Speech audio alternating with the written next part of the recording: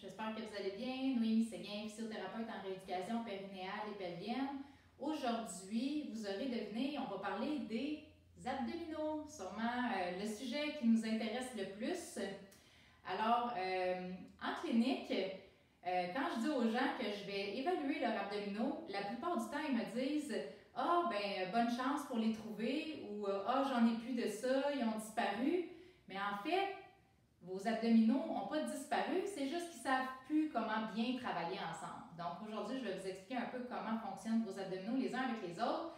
Alors, les abdominaux, un peu comme le plancher pelvien, ont 3 couches. Ça, vous n'avez pas vu l'autre vidéo sur le plancher pelvien qui est aussi très intéressant. Je vais mettre le lien juste en dessous pour que vous puissiez le consulter.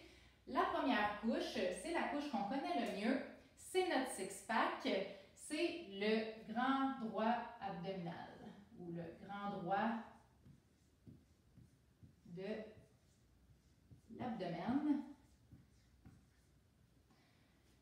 Ce muscle-là a pour fonction de fléchir le tronc, c'est-à-dire de nous faire pencher en avant, de nous lever du lit, de faire des redressements assis. Donc, c'est un fléchisseur du tronc qu'on appelle.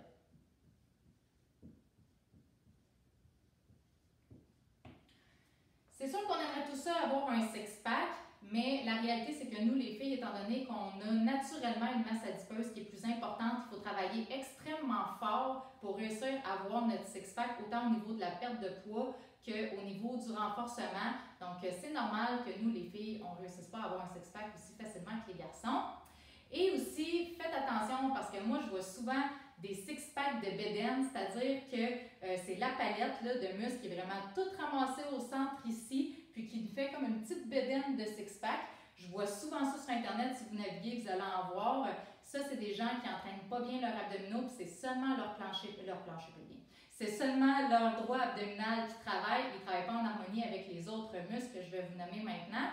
La deuxième couche est composée de 2 muscles, en fait. C'est les obliques. On a 2 paires d'obliques. On a les obliques externes qui font vraiment comme un genre de X au niveau de notre ventre. Puis, on a les obliques internes qui sont vraiment positionnés de chaque côté du tronc comme ça ici. Puis, ces muscles-là, en fait, leur rôle ici, c'est de faire la rotation de notre tronc. Et ceux-là ici, l'inclinaison du tronc. Donc, ils font les rotations comme ça ici, puis les inclinaisons comme ça ici. Et on a une 3e couche, la couche la plus importante, la plus profonde, puis celle qu'on connaît le moins, c'est le muscle transverse de l'abdomen. Je vais vous le mettre en rouge parce qu'il est vraiment super important.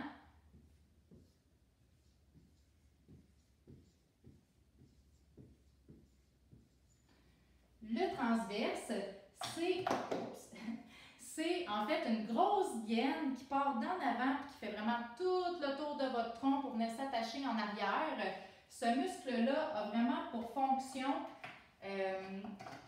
en fait, de venir tendre les autres abdominaux sur le dessus pour les faire travailler de façon plus efficace. Donc, c'est vraiment lui qui est le premier à se contracter des 3 pour faire en sorte que les muscles travaillent mieux ensemble. Donc, il travaille vraiment au niveau de la coordination. Puis, il va aussi assurer la stabilité et la répartition des forces à travers notre tronc. Donc, étant donné qu'il est très profond, il va vraiment s'assurer qu'on vient stabiliser toute la région lombaire. Donc, c'est un grand stabilisateur. Et vous aurez deviné, c'est le meilleur ami de votre plancher pelvien parce qu'il y a des liens musculaires entre ces 2 muscles-là. Donc, quand un se contracte, il va venir embarquer l'autre ensemble et c'est ce qui fait en sorte là, que ces muscles-là deviennent très efficaces. Ce que je veux que vous reteniez là-dedans, ce n'est pas toute la panoplie d'informations théoriques, mais c'est qu'en fait, il n'y a pas un exercice d'abdominaux qui est mauvais, puis il n'y en a pas un qui est sûr qui est bon. En fait, ce qui est important de comprendre, c'est qu'on peut mal faire une planche puis perdre notre temps autant qu'on peut mal faire des redressements assis et perdre notre